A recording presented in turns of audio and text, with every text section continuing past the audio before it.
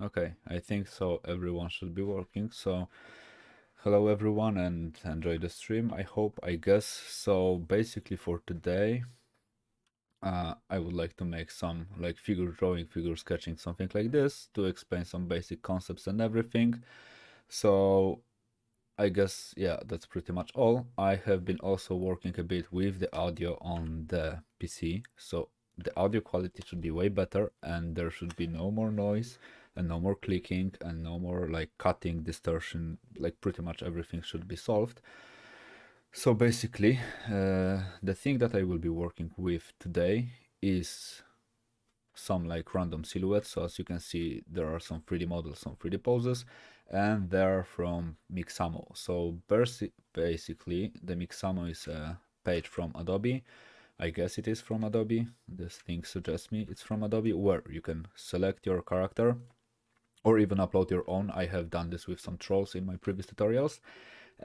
And then you can go to the animations, choose the type of the animation, and pretty much animate the whole thing. It has like 250 different like frames per animation, so you can pretty much just stop the animation, and yeah, that's pretty much all. And then I just captured it in here. So basically I want to go a little bit more with these guys, so just to study some figures. So basically the first thing that I want to make, and I would like you to make if you are going to draw alongside me or something like this, or if you are watching this like later, to pretty much simplify the whole figure into the simple geometry. So for example, the head can be pretty much simplified into a shape of an oval with something like this added to the bottom. The chest or the pelvis area can pretty much be simplified into the sphere with like some code added to it on the top with the place for the neck or something like this. The arm, the hand. Wait, I need to see the audio. Yeah, basically the arm can be simplified into something like the cylinder. So pretty much if you distort the cylinder, you will get like some muscles. So for example, a bicep or something like this. Forearm is pretty much the same story. It will be just a little bit flattened cylinder, a little bit flattened cylinder that works like this and has this type of a cross section. So yeah, and the same story pretty much for the legs and for the feet. It's like something like this. Here is the feet, and then like this triangular shape. Not this type of thing, yeah, something like this. So pretty much that's all what you really need to do. That's not a nice feet. And just by combining this type of like geometries, you will be able to draw a human figure. So you make a plus and a plus and a plus and everything. And for the brushes, I guess I will go with something that feels nicely recently. So something that feels a little bit more like a pen or a pencil or pretty much whatever. Also, if anyone has any questions, just feel free to ask them. So, for this type of guy, usually what I will also do, what I keep in mind mostly, are the bony landmarks. So pretty much I try to see the joints and I try to connect them. So basically it creates a perspective grid for me, or the information where the leg is in relation to the second leg. And everything that pretty much I know about drawing figures, or the vast majority of the knowledge, also comes from these three books. So if you are wondering what type of books you should take to learn how to draw figures, alongside like thousands of different YouTube and Instagram accounts, these three, I guess, are the best ones. So basically, Figure Drawing for All It's Worth by Andrew Flumis, and Figure Drawing Design and Invention by Michael Hampton. I covered the name by accident, but yeah, that's pretty much all. So for the drawing, let's just simply start. You can use like a colored pencil or whatever, it does not really matter that much, but just remember to make it fun, easy, and everything. So I won't stress that much about it being perfect. I just want to enjoy the process. So it might be a little junky at the beginning, so I need to get used to drawing on the tablet for today because I was drawing in traditional medias for the whole day. So yeah, I guess that's pretty much all. I don't think I will be doing this shoulder pad thingy, like this, exactly this shape. But maybe I will do in some poses. And for Andre Flumi's book advanced, it might be, it can get advanced sometimes, but for me, I think it's quite the basic type of book. Especially if you are going to read Loomis, I highly suggest you to go with the Fun in Drawing or something like this. It's like his older book or something like yeah. For the legs, as you can see, you can also go with the straight line just to indicate the shape of the geometry.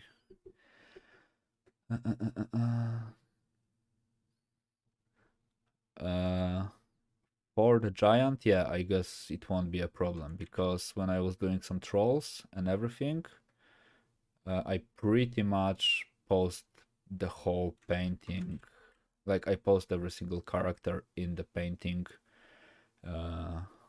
with the Mixamo for the trolls. With these guys, I pretty much just posed them by myself, but I guess it won't be a problem to pose them using Mixamo.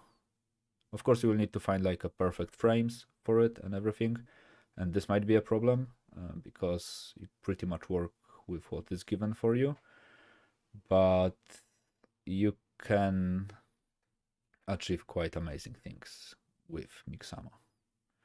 Like, I know nothing about rigging, like I have the basic idea of how it works, but I was able to like perfectly animate the whole 3D model that I have made in ZBrush. So it must be kinda easy if I manage to do this, since I'm by no means, I'm not a 3D guy, type of guy. I work in 3D, but that's all, pretty much, to be honest. And with this character, I'm trying to use as little of the lines as needed, so it will look a bit cleaner in the end. And if the results are not exactly the same as in the reference, I don't really care, to be honest. I want them to be at least similar, but I don't want to make like the exact copy. And some of the things I guess I will change for it to read a bit better. And also I prefer to add some cross sections for the geometry, so I have a better understanding of the shapes in the perspective, actually. So the front, I also guess I won't be drawing this pants type of things on the character. I just don't feel like it adds a lot. But I will add some simple eyes to the character. And as you can see, the whole thing sits in perspective. So let's say the like pelvic area, the arms and everything is pretty much placed in the perspective. So with having this type of sketch, I will simply continue to the second one. And also what I think is really cool with the Mixamo poses is the fact that you pretty much get a really simplified model of a human figure. So you don't really need to like focus that much on like trying to simplify actual photo. You kind of get to work with something that is already simplified, so you don't like, you can do less thinking, more drawing. And I really like the idea of what they did with the torso and the pelvic area, where it's pretty much just two orbs. Like, I guess the proportions for two orbs are way easier to remember than the proportions of all the boxes and everything. So I think I will be using this thing for quite a lot of time, like many times. And also, as you can see, I'm using straight line for the legs just to add geometry to it later.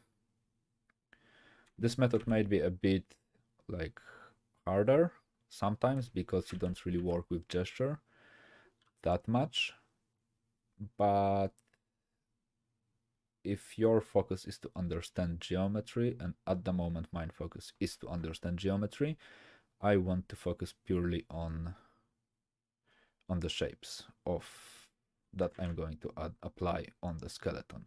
So the gesture is something that will come a bit later. It is slightly added in here, but not that much. So basically, if you are drawing a figure with some basic geometries, you will be more than fine. I do. I don't really like working in underwear or pajamas or something like this.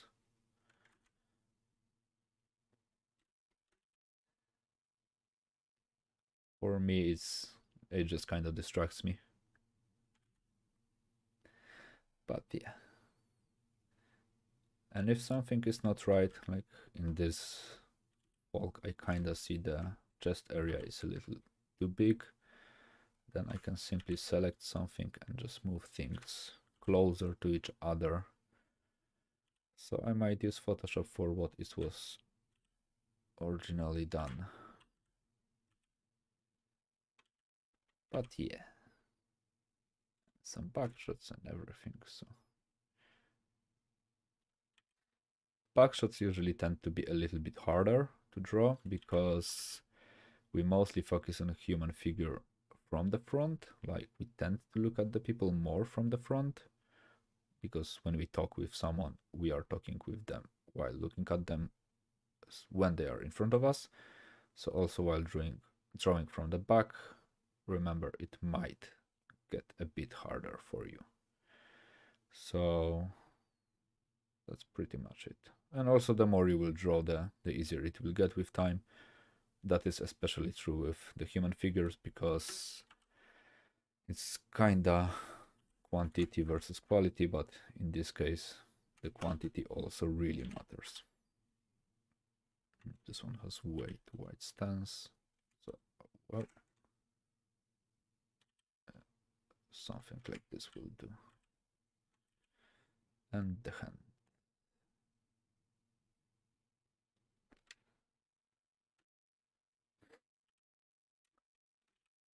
I really like having legs, so please don't remove them from me, even while thinking about it.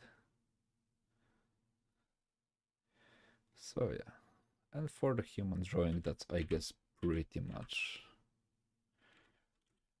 much all, or at least for the basics. Of course, you should also add some line weight to it and everything, but as I said, I prefer to draw the geometry in the space instead of like taking care about every single drawing to make it perfect. I could, but in this case I prefer kinda to add more quantity over quality of each sketch.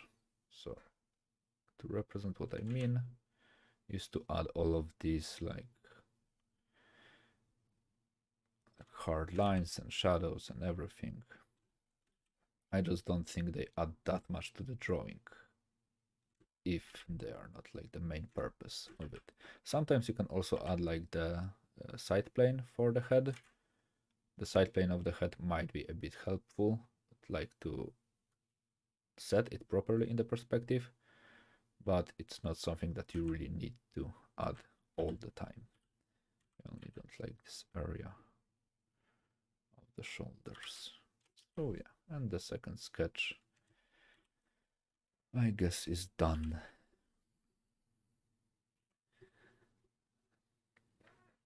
I guess the thicker lines should be usually placed in the like in the shadow area. So for example, if you have like a cube or something like this, let's say something quite like this, and if the light is coming like from the top left, from here, then the thicker line you should have in here and in here, because you have this like occlusion shadow. If something is touching something, then it gets darker pretty much. Then the outline should be a bit darker, just to make it read a bit better. Whoops. And I think the lines inside can be a bit darker, but usually they don't really need to be a bit darker. Definitely if you're having like an inner construction for all of these things, so let's say you will have something that's one ugly box. If you will have like the lines inside, there should be way lighter because they are kind of in the invisible place, so you can see them, but you can like apply them to the drawing because it will kind of help you like understanding the whole geometry a bit better. So I guess I will go like this way, and then maybe this line should be a bit like thicker because it's away from the shadow, and then you pretty much have the shadows. So the shadow will be the darkest thing in here to add. But I guess I will go a little bit deeper with this topic when I will be making the video about the like drawing basics and everything. So yeah, but it will pretty much look like this.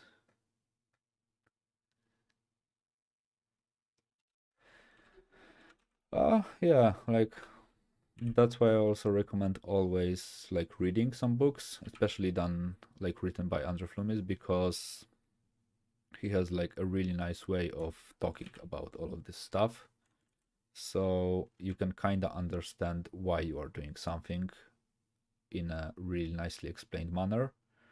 So yeah, this is why I think like the Andrew Flumis books are pretty much the best, because he is using a really nice language to explain to you why are you doing certain things, like why are you drawing, what are the like uses of the line and for the line, like pretty much what you are going to do with all of this.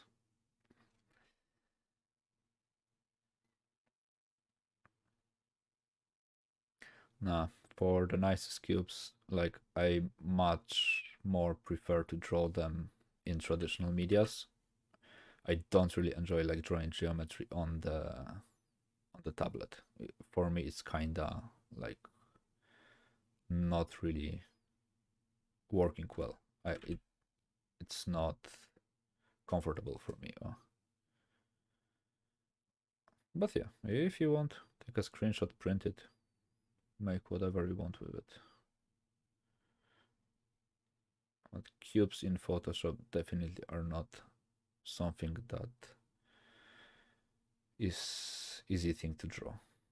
Like drawing geometry in Photoshop generally is hard, in my opinion, because uh, you are way less precise with your hand while using tablet. Maybe the one with the screen like will be way better to do this type of things, but the one like I have, the old Intuos model, is not that good with this type of things. Like it kind of takes a lot of practice to make it work the way I want.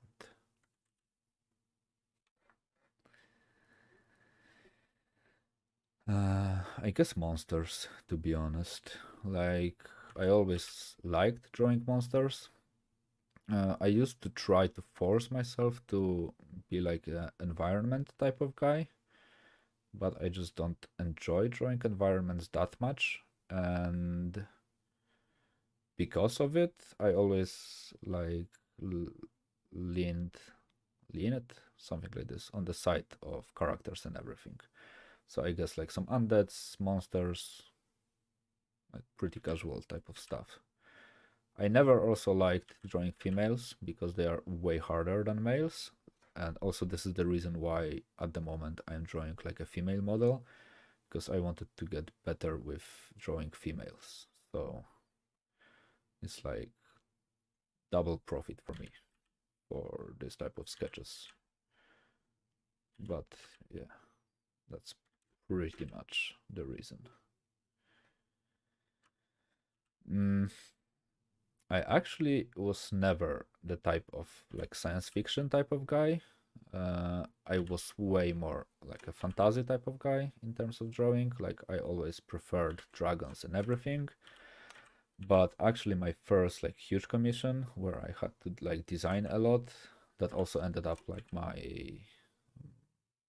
bachelor thesis, was to design like a lot of different mechas, and then I was like sitting and designing mechas and everything and whatnot for like a board game. The game like was never released in the end, but then I had like a solid practice for the mechas, and now I kind of enjoy them. Maybe I wouldn't choose them to be my number one thing that I like to draw, but I do enjoy drawing mechas. And I am actually right now also doing a tutorial for Yihu, or something like this. I don't know how to read it, about designing a mecha actually. So soon, like I guess in like a month, because I'm doing it for quite some time already, uh, it will be released. I don't know about the price, how they will price it and everything, because it's like their responsibility to price it.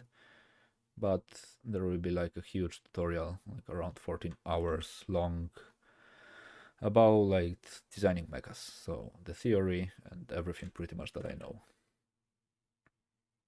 Like vast majority of my experience as a designer will be there in this tutorial. But most likely I will like talk about it in here if I finish the tutorial and when it will be released. So I don't know if I can say any more about it.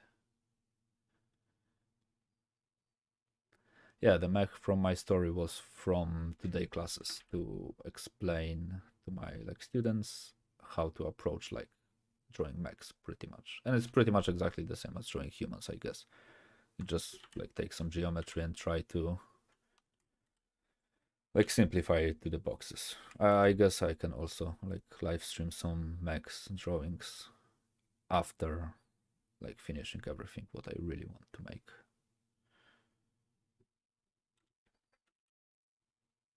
I mean, organic is fine.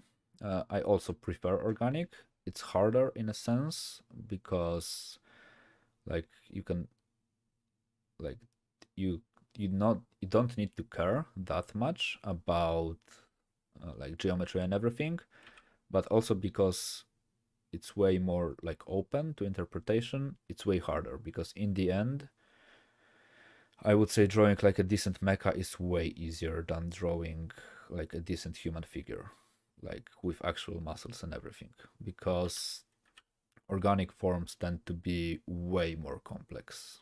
It's pretty much a really complex geometry where you need to draw everything pretty much perfectly because it will look odd.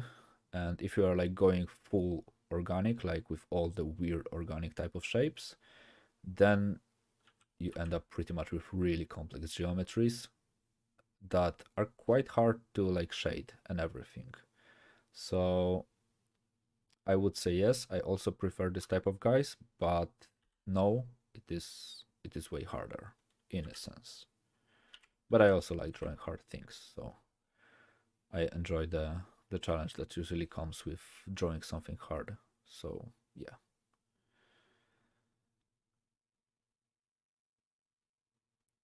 I guess you have way more freedom with the organic shapes than with the mechas. Because to be honest, vast majorities of mechas that I like see nowadays are kind of similar in a sense, like the same pretty much design principles, like the rules are applied and pretty much the same details are used everywhere. But I mean, if it works, then I guess this is the reason why people are doing it. So yeah.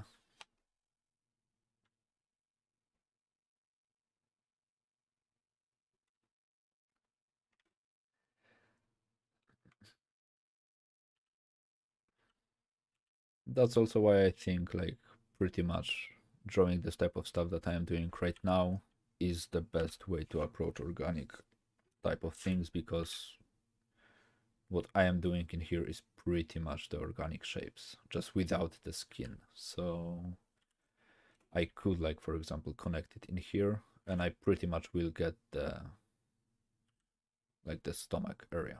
Just like I would need to add some anatomy to it and everything, and it will look kinda okayish. So like underneath everything you have this type of characters.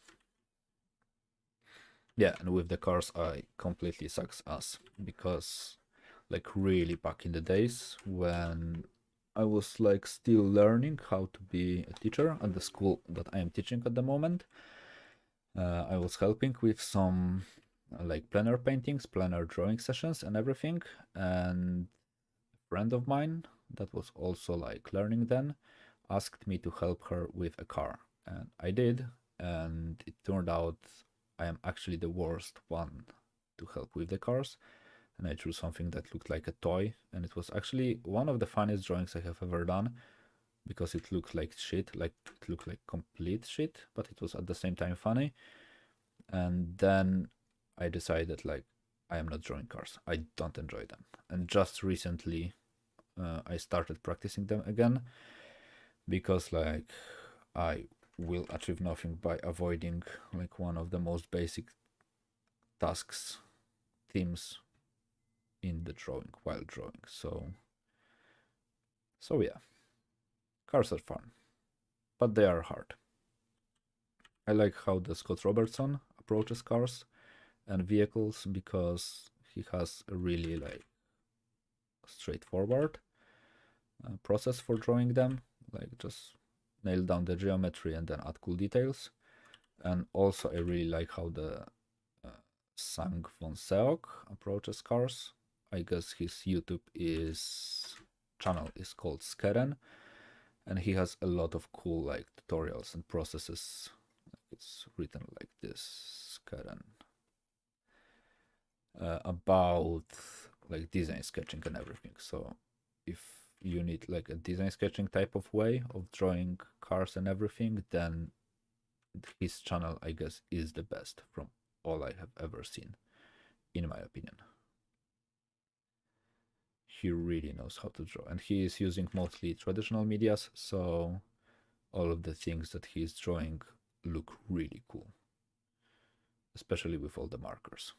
I always wanted to learn how to use markers, but it's just, I guess, not for me. They're too expensive in the place where I live, and I can pretty much achieve the same results with Photoshop, but I don't need to pay for like every single stroke.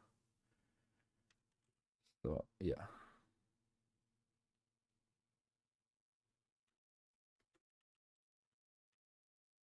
Yeah, the sketchbooks that he reviews are really fun sessions. Like you can see how much some people sketch, and like, you can get a depression because you are not sketching like that much. Also, this is one of the reasons why I started the streams, because I wanted to have like motivation to sketch a bit more. So yeah, if anyone can like learn alongside with me, then I'm fine with it. And it's kind of motivating, like to like have a set date and hour to like do some sketching. So even if I will be not feeling like it, I will still have the thing for the sketching. The select is in the wrong place. Yep.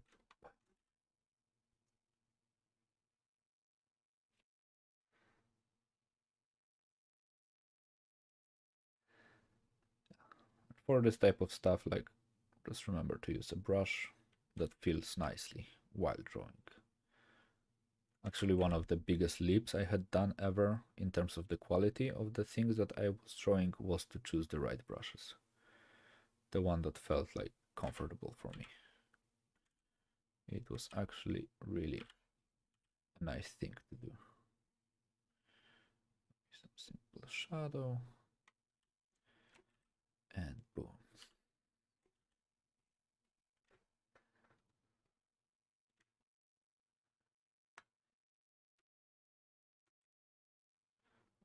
For the brushes, I pretty much was downloading everything for like the past 10 years and just still experimenting with it. Like the Nurzan Baklayev brushes are kind of okay. The one that I'm using right now I took from Nurzan, but basically I'm using like Darek Zabrodzki's brush, this one from this previous packs, and the rest is pretty much like you can find all of these brushes in every single pack.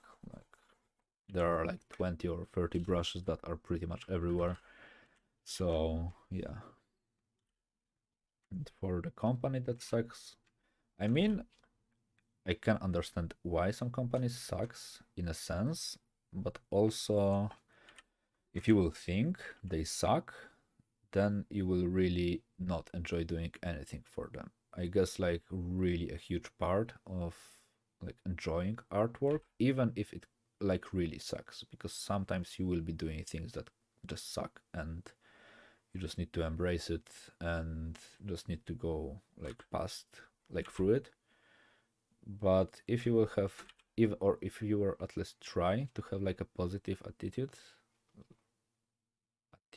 I don't know if this is a word, uh, about the projects that you are doing in there, then it might even get fun. Like for the mechs that I was designing, like for my bachelor, I really used to hate them at some point, but after like some thinking and everything, I was like, okay, like someone is paying me to like draw giant robots, and I have to like design mechs for kind of a living and to make my bachelor thesis to finish my project. So I was like, okay, I kind of enjoy it, and the more I said to myself I enjoy it, the more I actually started believing that I enjoy it, and the more pretty much I was lying to myself that I enjoy this type of things, the more it became true, and I pretty much got to the point where I actually started enjoying drawing mechs. It was fun. It's kind of like with like workouts and everything. Like if you are doing some exercises and you feel like you don't really like them, you won't like train them hard and everything. Uh, but if you will like even say that you like the exercise, that's pretty much the same apply for drawing, like it's exercises and everything. Then there is a huge chance you will actually start liking the exercise. I used to have this with the squats, like I really hated squats. I sucked at squats always. My legs are ultra weak in terms of like progression and everything. And I was always like, oh my god, squats, I'm afraid. And after I was like, okay, I like squats. I enjoyed the challenge. And the squat went up and I actually started liking them. It was a nice change for me. But yeah. And now I'm kind of missing gym already because everything is closed and will be closed to the end of the month. So yeah, I brought to myself some bad memories. But with the drawing, as I said, just convince yourself you like certain topics, and after telling yourself many times that you do, you will actually do. Human brain is actually quite easy to like convince if you like use the right techniques to convince it.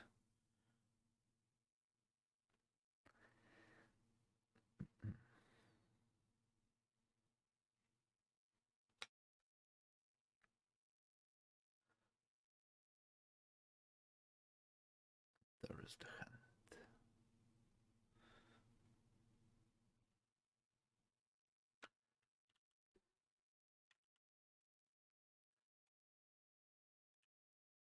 So for me, I'm like paying a smaller fee because like I have a card that allows me to pretty much go everywhere, like to the swimming pools and everything.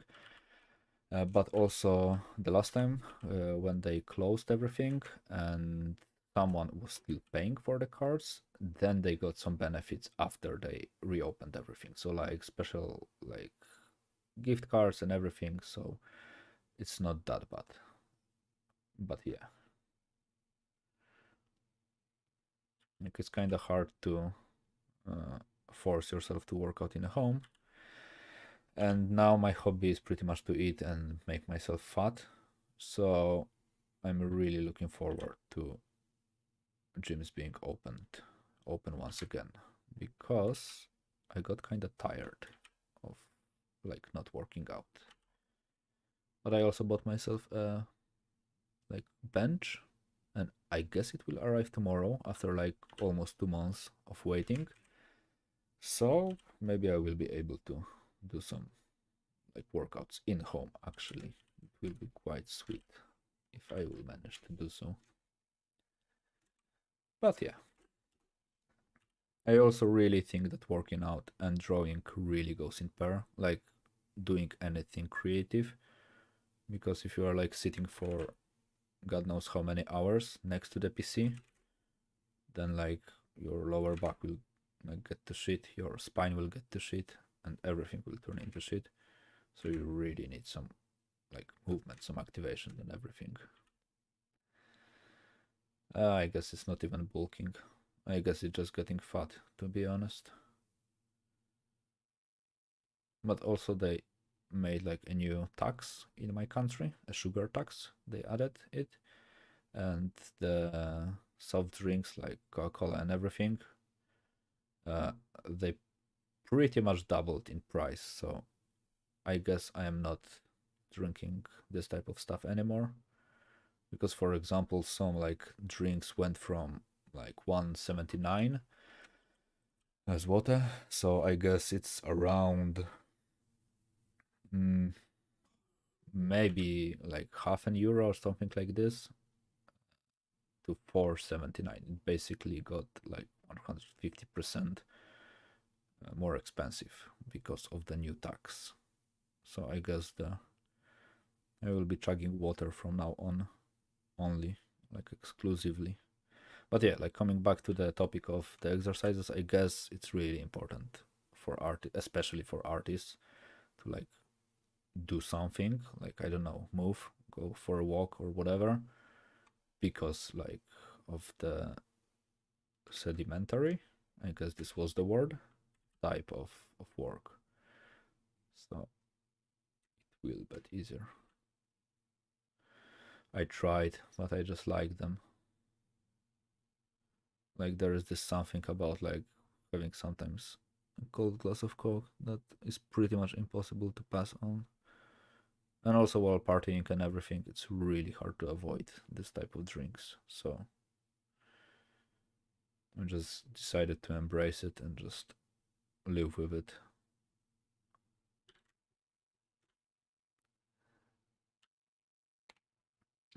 At the moment, the price of like liter and 75 cost like it used to cost around 5 zloty, so it's like 1 euro with something, because I don't know like how strong the euro currency is at the moment.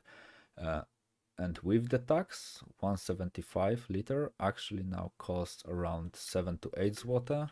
I have seen in some shops like some screenshots and from memes and everything that in some places, for example, it costs 11 zloty. So basically like quite a lot, because the minimum wage in Poland, I guess, is 14 zloty. Uh, like on hand, you will get after all the taxes, you will get like 14 zloty on hand. So it's not that much. It's around, I don't know, 4 euros or something like this. And the price of a big bottle in some places of cola is almost an hour of a minimal wage type of price. So it's quite a lot.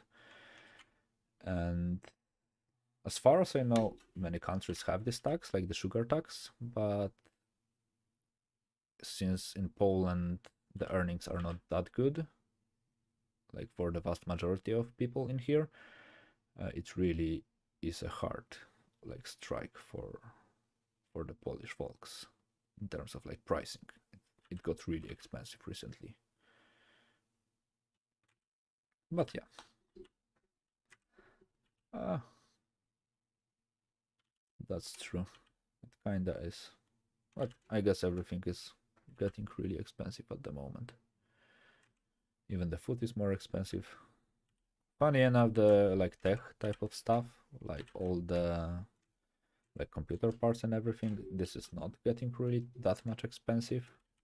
So like we have more money, but we have less money because food is more expensive, but the technology is not that expensive. So yeah.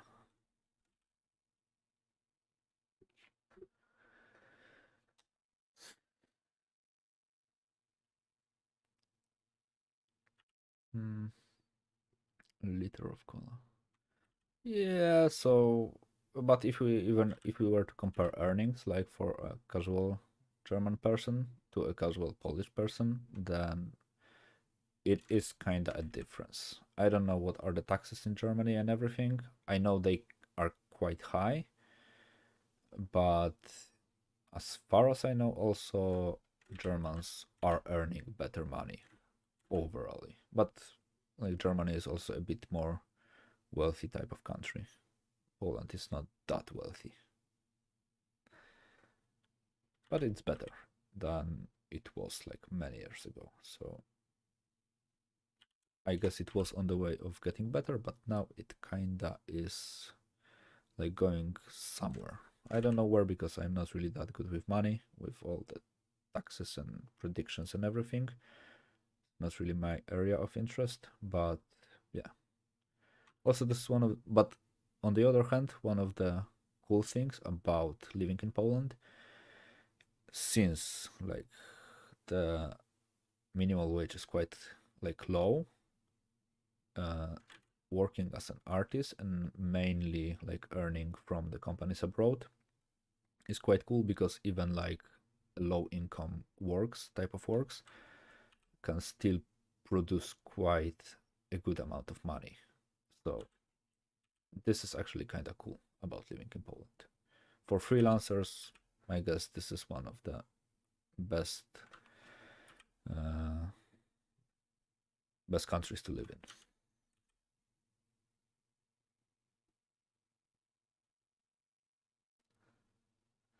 So yeah.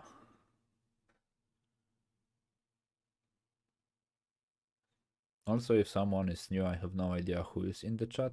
If anyone has any questions about anything, like any certain topic, or would like me to explain something, if I will be capable to, then I will gladly explain it. So yeah. Yeah, maybe. Yeah, actually, CD Projekt Red is one of the highest value companies in the Poland at the moment. I guess it surpassed some even banks or something like this. So actually, like even after all of this cyberpunk like fails and everything, it is still one of the biggest companies in the Poland.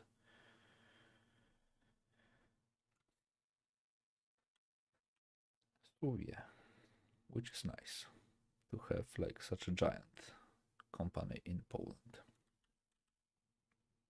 But I guess they will like make it work nicely and it will still be one of the best games ever made, I guess.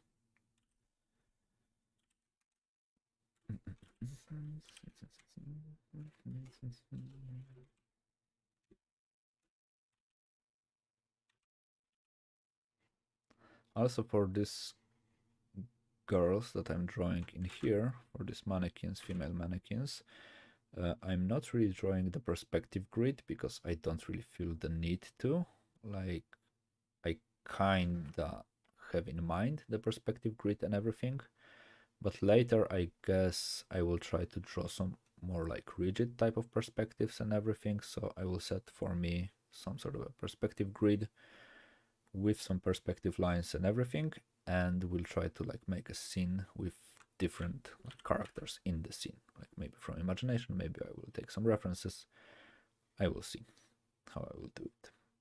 To practice like all of the forms in like proper perspective might be a cool challenge. I mean, it will be a cool challenge because I was doing this type of stuff several times already. But yeah, and it's always a really nice challenge.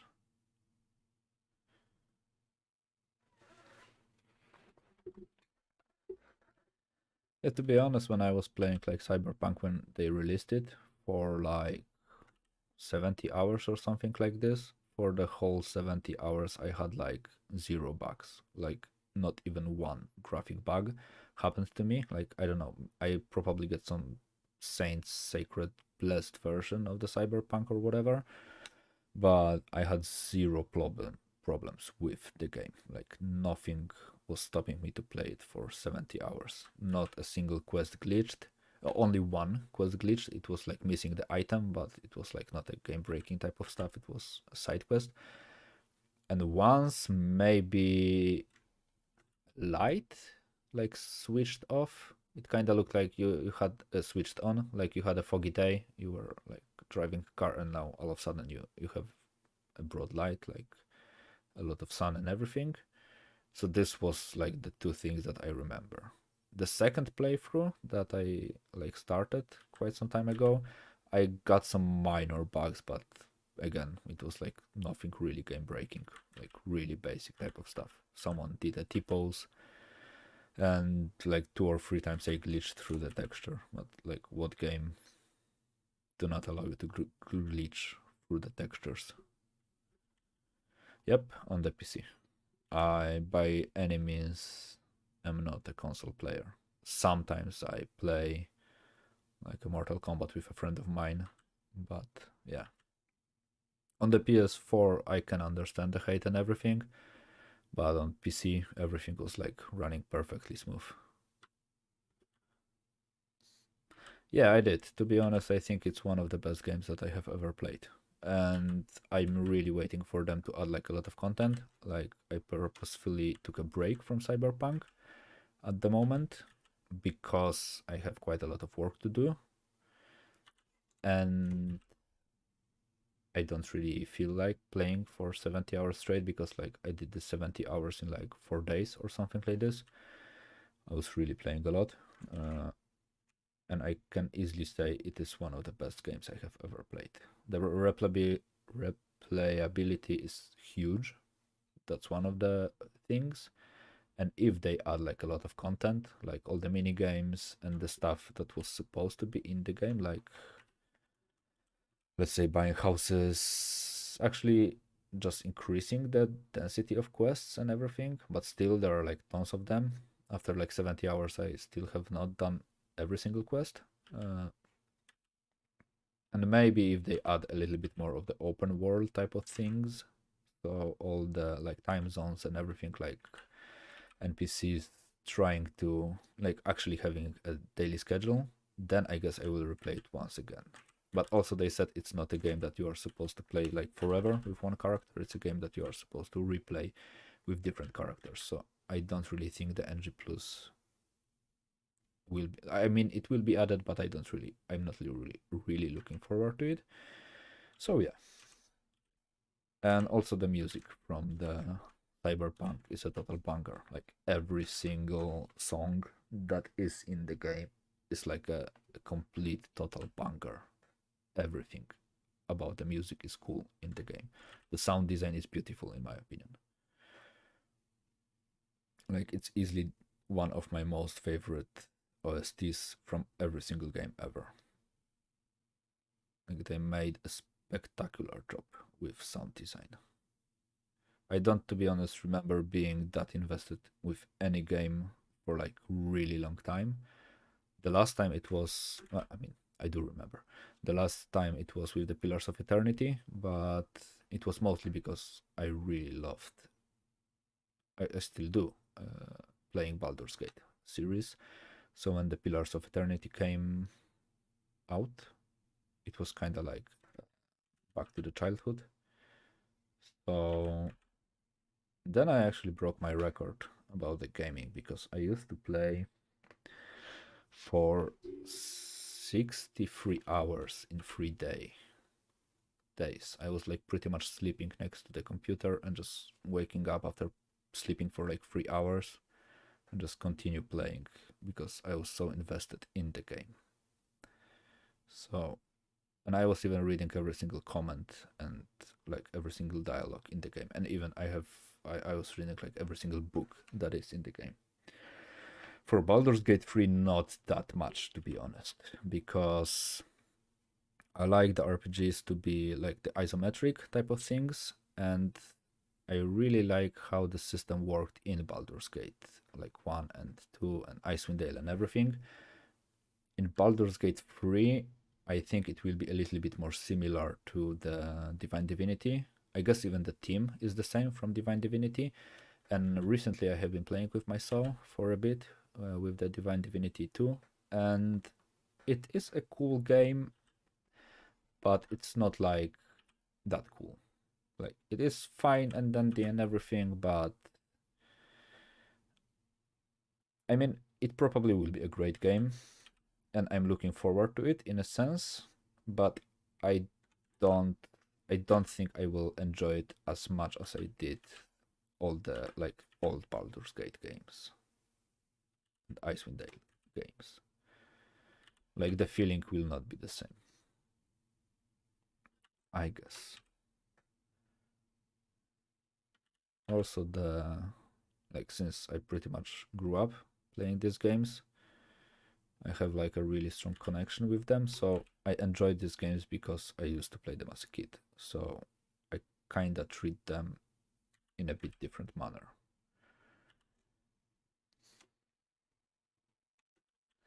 Yeah, for Diablo 4, I also do.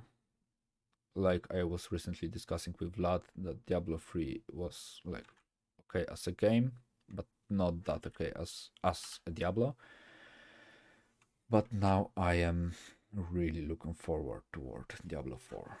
I guess it's like their last resort to like make a good Diablo game. But I guess it will be good because they went back to all this dark, gritty type of stylistics to it, and I think this is something they had to do for Diablo to be cool again. But yeah, we will see in the future.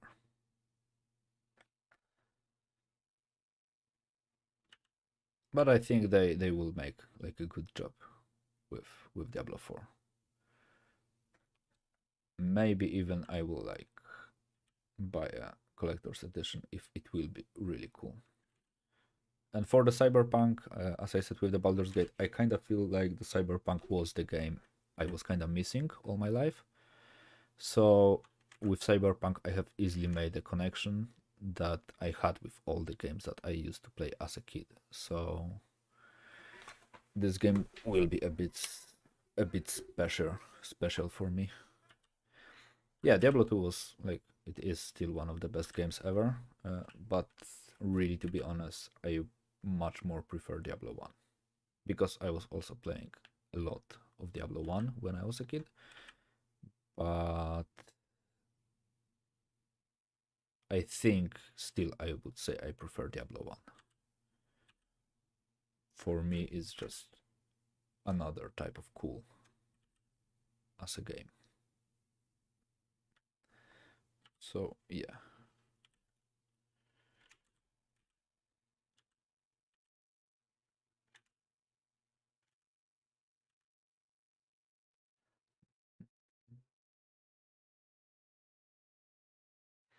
And I have also been, I used to play Path of Exile, but for me, on the other hand, Path of Exile was a bit too much. Like, way too much was happening in the game. Actually, I could like find way too many items, and the style was kind of weird. I am currently 27. Yeah, 27, I guess. I was born in 94. So yeah, I'm 27.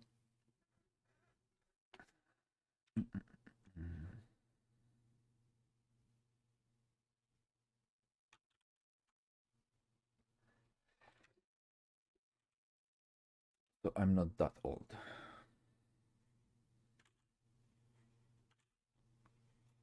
But recently, like, me and my friends had some debate about who is how old and what age are we, and I miscalculated everything. Like, I was wrong about everything because like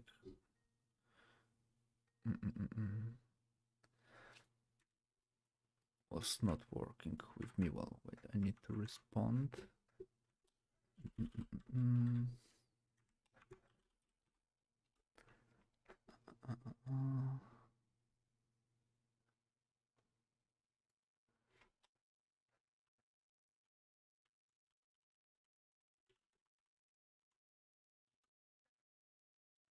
I need to respond.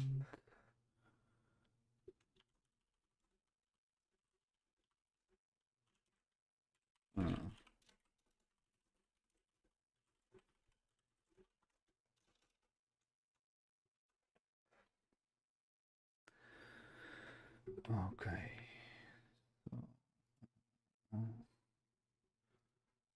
I got scared with notifications.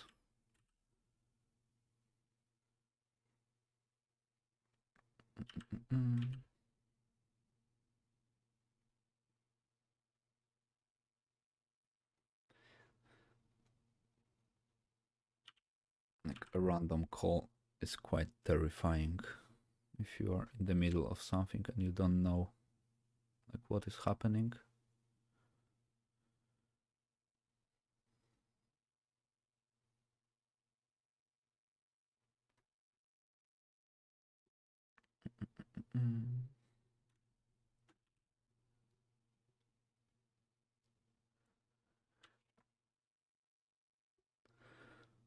That really depends on the project and the client, to be honest. Like, I have like more or less the idea what amount of time will like take me like what I need to do to like how much time I need to invest for certain type of tasks.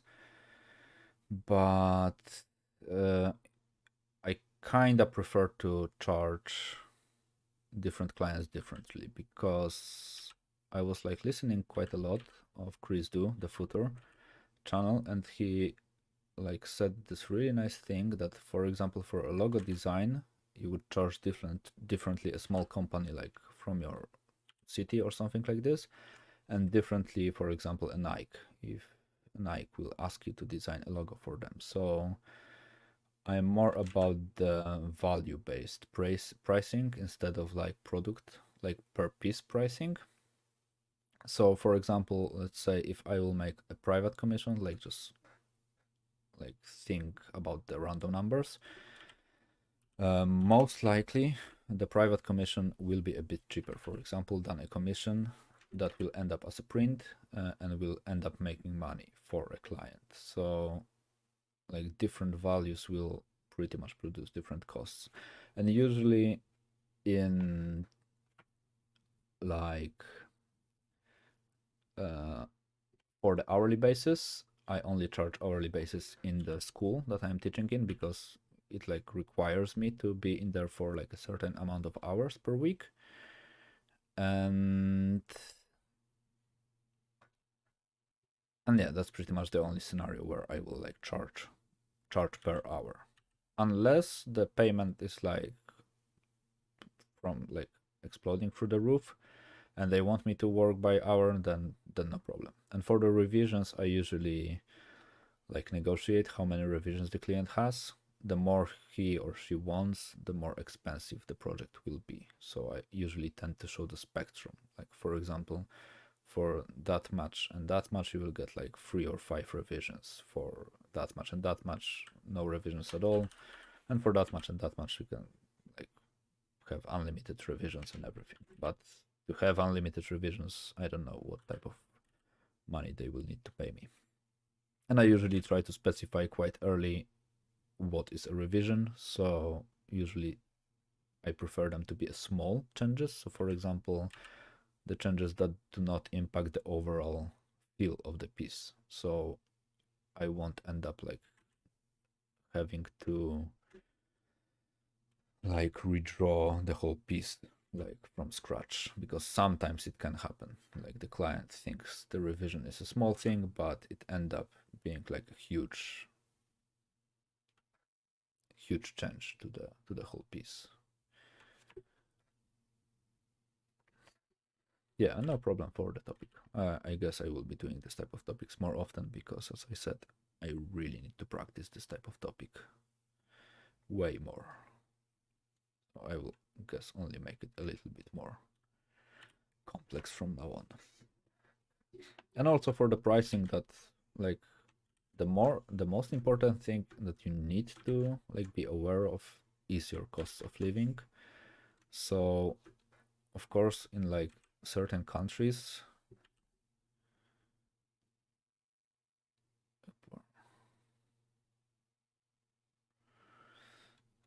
again, that really depends on the demon, but it will be, I guess, somewhere from like sometimes even from $100, because I used to work for like that low, because sometimes I really do enjoy a project and I know the budget is tight.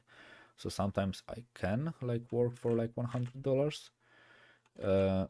Usually this type of illustrations, I guess, can go for around like $300 or something like this.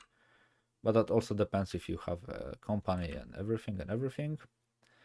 Uh, but usually, I guess, for like a trading card game, not from like a huge company, but from like a medium company or small company, I guess 250 is like okay in terms of price. So I don't know if it's a lot, if it's not a lot, but if I consider the time I need to finish like a piece like this, to the earnings, to the country I live in, it's completely fine.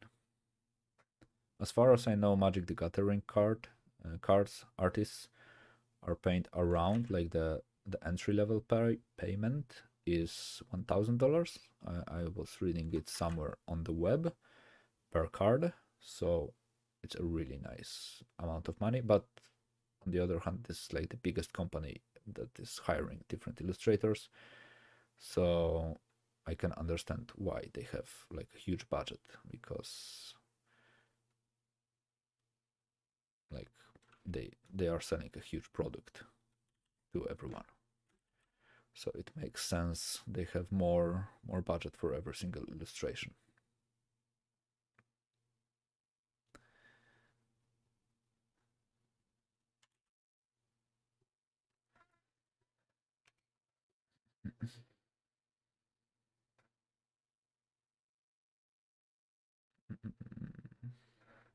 Yeah, I mean that's right. Like you can count by hour and everything, and most likely I should increase my prices because I know they are not like high enough. And most likely I will do, because like everything is getting a little bit more expensive at the moment. But for a longer period of time, I did not really need it to do so. Like in Poland, if you earn up like 50 or 60 hours euros per hour, then it will be like you will live like a king pretty much. But yeah, that's depends, to be honest. For the type of illustrations for the demons, I am not spending 16 hours to make them. Some of them I even finished in 4 hours. So like even if I were to count in the hourly spectrum, then I guess the price will still be a bit similar. Like usually this type of stuff takes me like 6 to 8 hours, including sketches. I guess top 10, 10 hours top for an illustration like this it will be. As far as I know, I tend to work quite fast usually, because of all of the tricks that sometimes I use. I managed to learn how to work fast. I don't know if I am fast actually, like compared to like some total pros, because for example, Jama or Yama, I don't remember what way of saying his name was correct. I know he gets mad when you call him like incorrectly, so I don't think he's watching it, but I'm sorry, Jama, if you are like listening to this and I'm mispronounced your name. Uh, but when you compare when I compare like my speed to his speed, like I don't know how to do anything in Photoshop or in any software. Like he is the definition of being fast.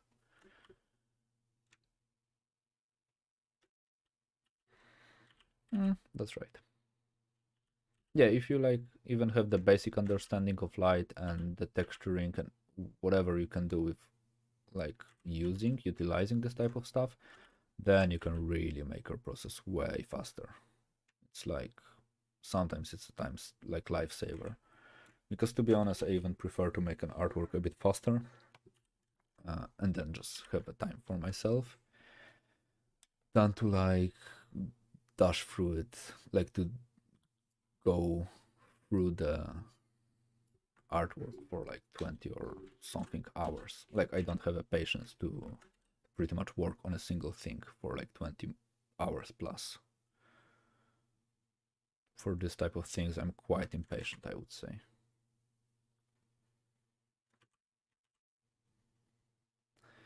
But yeah.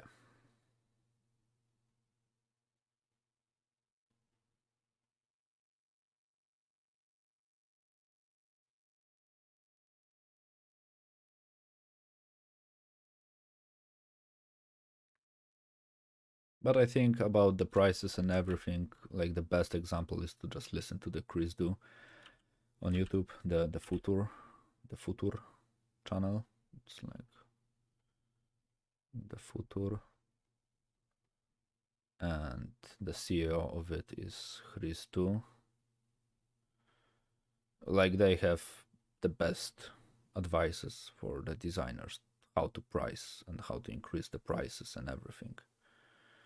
But yeah, he mostly is talking about the graphic designers because like his field is a graphic design, but I guess it might apply to the digital painting as well.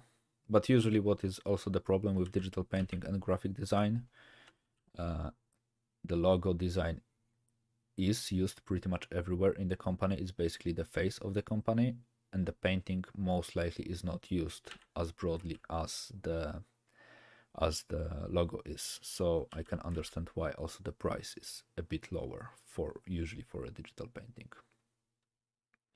But I can also imagine like if you are good enough and you have achieved a certain level, you can pretty much say whatever price you want and someone will actually be able to pay it. So in the end, I really like to paint, but more likely I will prefer to like make one illustration for like, let's say $1,000 instead of like doing 10 for $100. I will feel way more invested into the $1,000 one. I will feel the value a bit more of it. But sometimes you just need to make like 10 illustrations for 100 and it's also completely fine. Especially if you enjoy the project. So a friend of mine is also like designing RPG, paper RPG system, Amphis and like his budget maybe is not the biggest in the world because like I mean his budget is not big at all, but I really do enjoy the project. So usually every time I do any type of illustration, I tend to like allow him to use it because I simply like enjoy his project, and the world building he does is really amazing in my opinion. So I just like this project. It really helped me creatively, and actually some of my best artworks that I have ever done was done for him. So it's like only a profit for me. So yeah. And also someone used to even say that when you are doing any type of work, like at least 1/3 of your work, of your time working, if you can, like, if you're able to work cheaper for 1/3 of the time, just do it. Like, maybe not as a charity, but he or she, I don't remember, said about working as a charity, then do so. Because, like, sometimes the things that you will do for free or for like a really limited budget can be the most valuable projects for you. I don't advise working for free, but if someone do not have any budget and won't be able to pay anyone, you are like not destroying the market as many people say. They usually tend to get really offended, like you are working for really cheap prices, you are destroying the market. Like I don't think you do if someone do not have the money.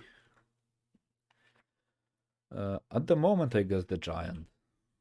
I think I enjoy the giant most. I have some artworks that I have done recently that I cannot show yet, and I guess maybe some of these artworks, like maybe one of this artwork might be my favorite, but I guess in the end, the giant is still my top favorite. Because like I had this image in my head for so long, so I pretty much like really wanted to do it. It was like the piece that I have been waiting to do for a really long period of time. So yeah. And also because I got invested into it and really enjoyed the process, all the experimentation and everything. Because I always wanted to make like a scene like this, so it was like a profit after a profit with this guy. And it also turns out to be my most like popular artwork. Alongside the stone dragon that I have made, that was also a project, like let's say project of passion, because I really invested myself into doing both of these artworks, and it turns out like they are my most liked artworks that I have ever made. Any other artwork got so many likes and everything. Yeah, as Jakub says, the Gigant is the best. Also, he is the one that really helped me with this piece. Like the idea to hide the face in the shadow was actually his idea. So, yeah, like I don't really think I will be able to make any cool piece without like his input. Like when I'm doing something, I always send it to him, and I'm like, okay, critic now, help, please. So yeah. Also, this is one of the things that I strongly believe that everybody should have like a buddy that also do art, and just to commute with them, like talk with them and send them some vips and everything, so you will be able to get some feedback. Some artists say you don't really need to get some feedback. I was surprised when Brad Rigney said so. Like you don't really need anyone to critique your work. You like can be your own. Like your own self can critique your artworks. So just be honest with you, and I also agree with it. But he also said you don't need anyone to critique your artworks, and I don't really agree with it in this case. Like sometimes, okay, sometimes someone who do not have any like idea about art is trying to help you with art.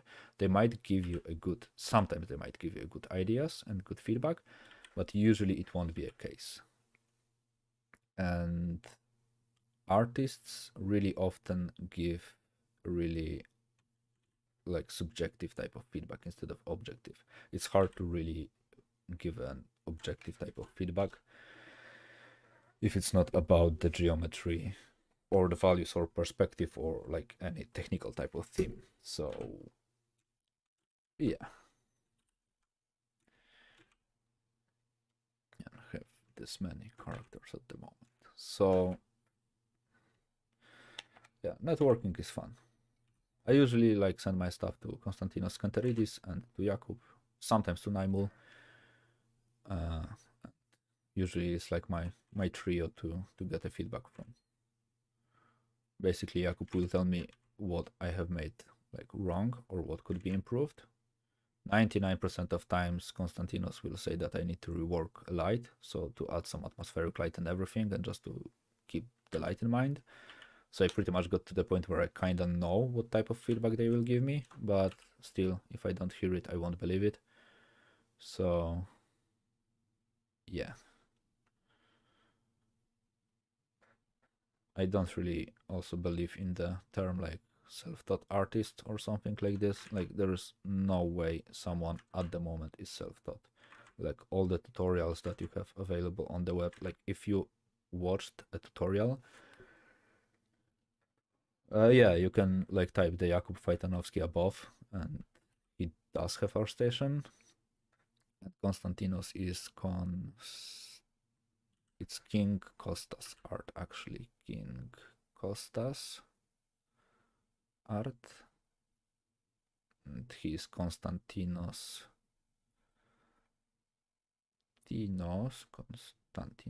Skanteridis. And for Naimul, I don't think he's like present online. He used to be, but at the moment, as far as I know, he has like a lot of work to do, and he's not really active on the web. So, but I guess at some point he will be. And with this name, I was like struggling to remember how to write it properly for like a year or something like this. Like, it's really a hard name. Yeah, but going back, I don't really believe about like the self-taught type of artists, because if you ever watched a tutorial and you learned something from it, it means you are not self-taught. Like you didn't taught the thing yourself. You did not discover it. Like someone taught you it. So I kind of think if someone says he is a self-taught artist, he is kind of like bullshitting, because it sounds nice, but it doesn't work this way. Or maybe they have a different definition for being self-taught. Like I can consider myself, if I would like treat it, if I have learned everything on my own, like no one taught me anything about like drawing and painting, then for the drawing I couldn't say it, because I used to attend a school where they teach me how to draw.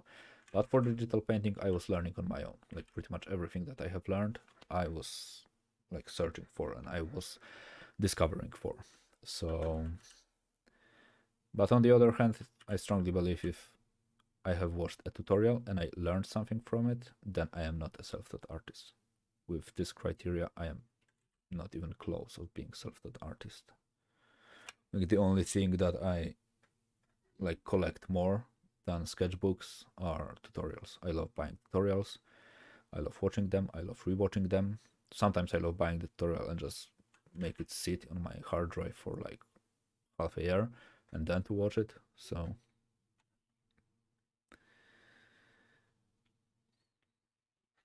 yeah, but I mean, like sometimes you can go to school and also learn shit because the school might not be good. So then what? Like then you can say you are self-taught, but maybe everything you learned was done by like still through the books and everything.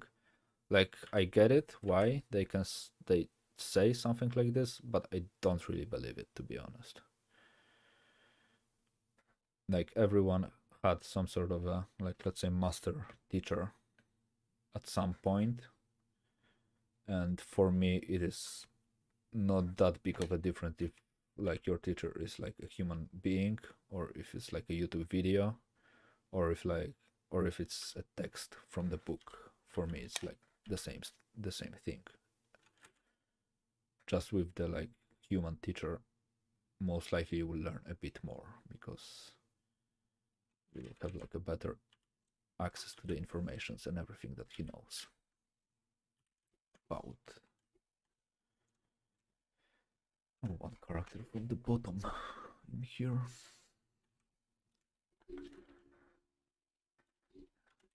So yeah.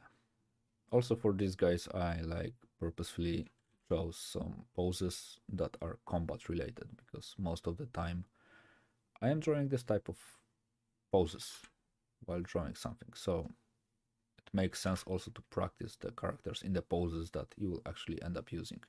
Because if I will like study now a hard perspective where characters are like lying on the ground, then okay, maybe I will learn something, but it won't be as beneficial as it could be.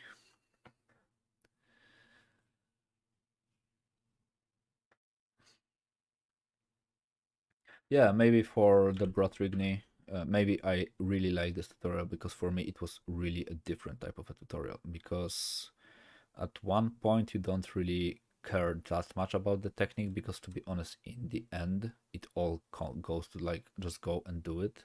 Like no magic trick will ever help you. Like you actually need to go out and try to do it, and you need a basic skill to make something.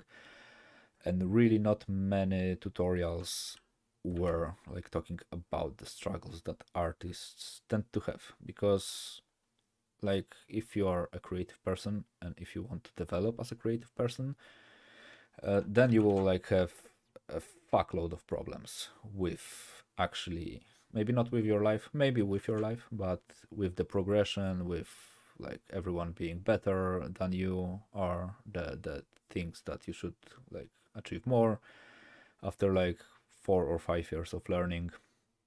And what I really liked about his tutorial was that he was really true to himself, and he was able to speak the truth. He was like not like washing his past.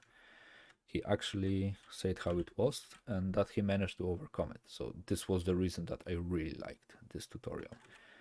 And for like the technical type of tutorials, I guess everything that you will find on the Gumroad, especially from Robot Pencil and Jama,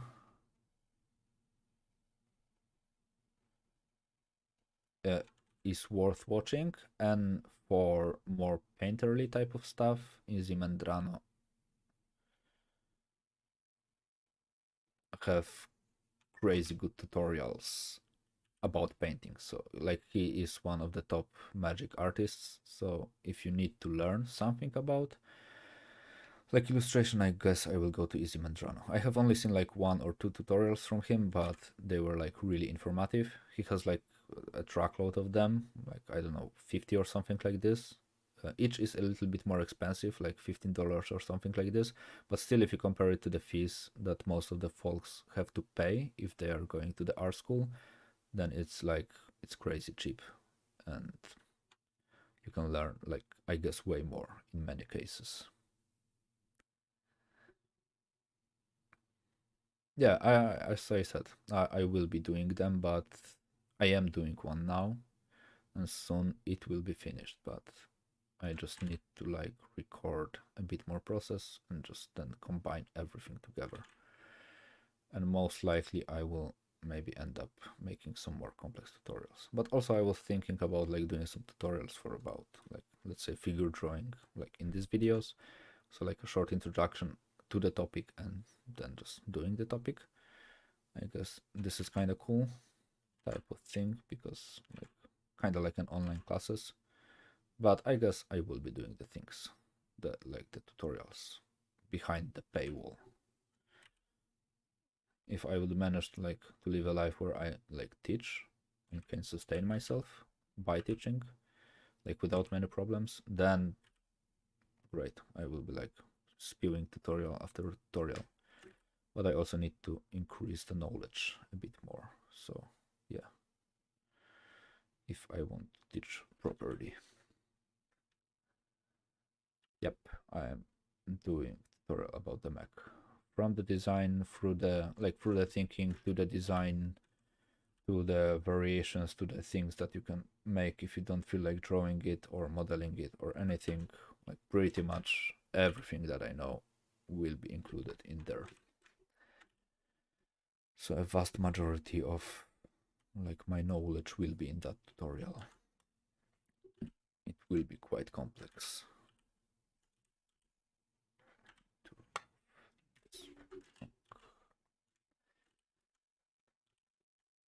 And the one from the bottom. Drawing anything from the bottom usually is a pain in the ass. Most likely because you don't often see anyone like from the bottom in this type of pose because the ground is in the way. But as a practice for the perspective, it might be a really cool shot to practice from. But also, as Vlad said while he was like drawing with me recently, uh, drawing from the below or from the top is, to simply put it, really hard. Because once again, you are like not really used to like watch anything from this angle. But some cool superhero poses and everything, they might look like this from the bottom or on the glass floor. It's also a nice opportunity for a really original painting. Not many people are painting like anything on a glass floor seen from below. I don't even think I have ever seen an artwork like this, so a cool idea for the artwork or for a theme for the artwork.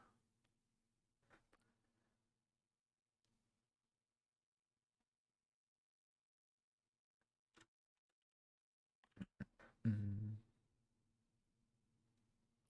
Also, drawing from below is really hard because of all of the foreshortening happening. Foreshortening is hard, foreshortening from the bottom, from the below is even harder. So everything that is hard in drawing is in the drawing from the below.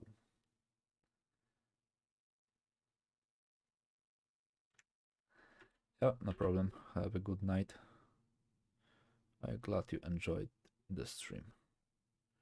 I guess it will go for, I don't know how long it is before the moment. For like 30 more minutes or something like this, because I still have quite a lot of work to do. And I will call it a day. So I will at least hit the 2 hours hit, like benchmark, because 2 hour streams are nice. And I guess that will be it. Or when I finish all the characters and if I manage to line them up. Actually, only 3 left. I thought I had way more characters in here to draw from, but I will see how it will go.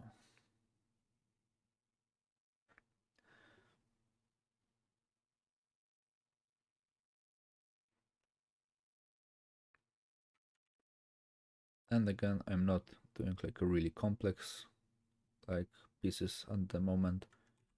I want to increase the level of the pieces with time. So for example, today I will focus on the human figures. The next stream I will maybe focus on the different like clothing and everything, like clothed figures. So I will try to be a little bit more precise with each character. And then maybe I will do the thing that I said I will do today, but I don't think I will do it today, about the complex environment with the perspective with many different characters in it. Or maybe it will be like a completely separate video. So yeah, I will see how it will work. So if also, as I said, if anyone new is watching, and if you have any questions, feel free to ask. I will gladly respond to everything, if I can.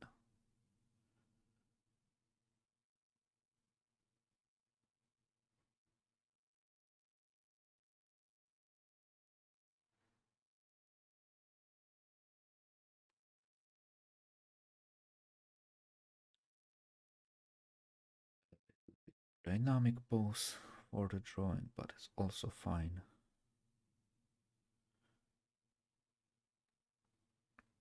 They really like about these models are like the simplified forms. From all the simplified forms that I have ever seen in any 3D model, I guess these one are like the most convincing for me. In my opinion, they really sit well with my brain. Whoops. Connect the joints.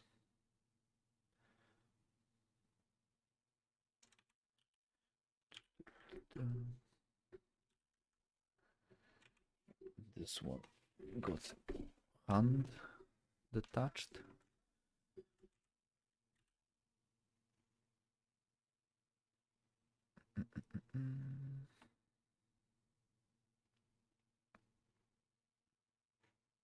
Also, don't think you can see, I think, or at least I can feel it a bit more, the ease of doing every single sketch now is kind of peaking because I already warmed myself up with drawing the first figures in here. So it will only get like a bit easier and easier with time, because like I got used to drawing in the Photoshop, I got used to feeling of the drawing in Photoshop. So also, if like your first sketches you do kind of feel like shit and you don't feel like drawing because it is not like looking properly, maybe just try to give it some time, just try to brute force it. If you really want to like draw something for today and not to give up, and maybe with time you will feel it will actually be a bit easier for you. because sometimes the only thing that you will need is a small push to actually try to draw something cool. Really weird looking foreshortening. This is what I said about the foreshortenings earlier.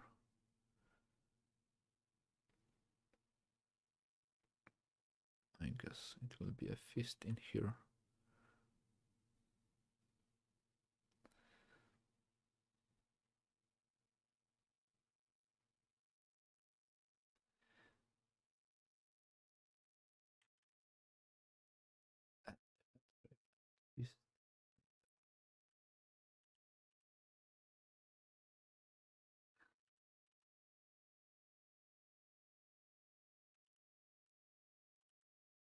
I still kind of end up making the top sphere a little bit too big and too tall.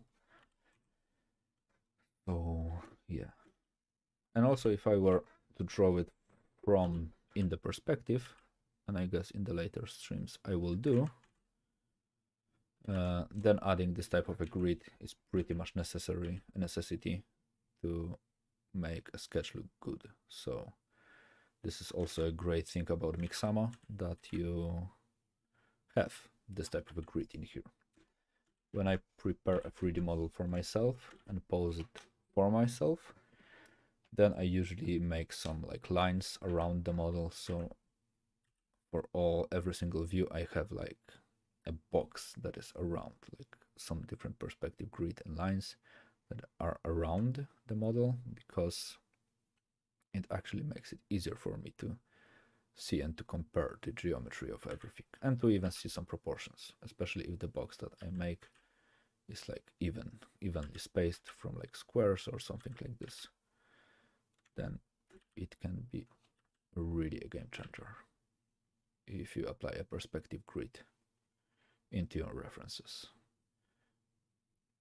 because it kind of gives you like a lot of different points of reference. So for example, if you are drawing a human figure from a photo on like white photographic background, and the human is just standing there, and you don't really have a lot of different like reference points, then it might be way harder to draw actually than it is, because it's just harder to see everything properly. So if you can, remember, try to use every single thing that you can for your advantage, so you will end up like learning faster actually.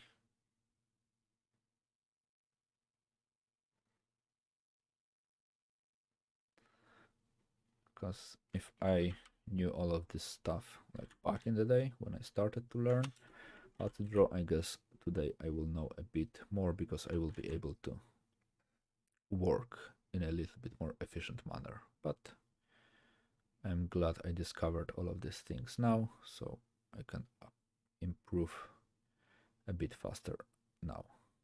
So I will try to make most of it.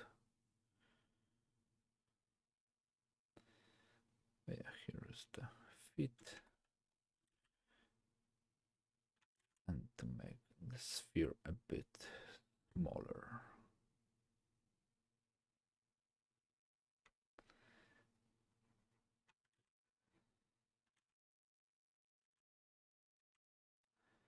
Yeah, so I guess this one is the last one, so I will only like place them nicely together, put all the references in the top.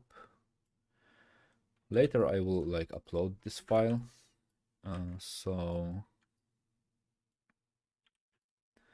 I will like you will be able to download it from the web. Why this one is so big? Just put it in here. Also, this is one of the things that I really enjoy doing after finishing the drawing all of the figures, is just like composing them on the same page, so to place them in a way they start to fill up the canvas. So also it will show you a really cool trick. soon after doing this type of thing.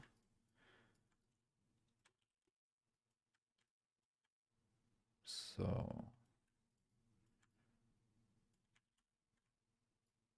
as you can see, quite a lot of sketches are in here. So this guy will go here. And this guy will go here.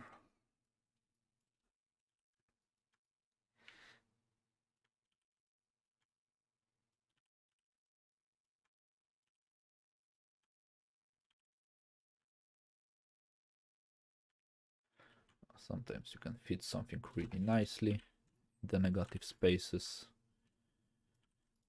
So as I said, not the most complex type of work, but it do the trick. It does the trick.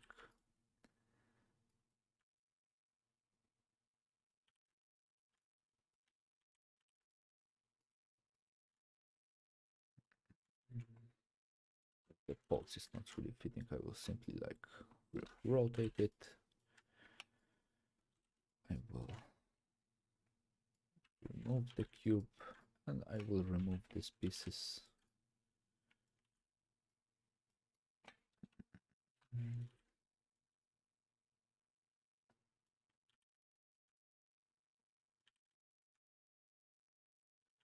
And also, as I said, the thing that I really enjoy doing is to compose this type of guys, because now, as you can see, I pretty much have almost the whole sheet of some figures, so most likely I will like end up drawing some lying figures on the top, some like standing figures in here, just to fill up the canvas. So yeah, so I guess for today this will be all because like I did every single thing that I wanted to draw, and I hope you learned something new and that you enjoyed the stream. So if you have any questions, feel free to ask them in the comments, and also remember to subscribe. I still have a frog for subscription in here, a Peppa, subscription Peppa, really rare Peppa. So yeah, subscribe, and I guess that's all. Thanks for watching. So goodbye.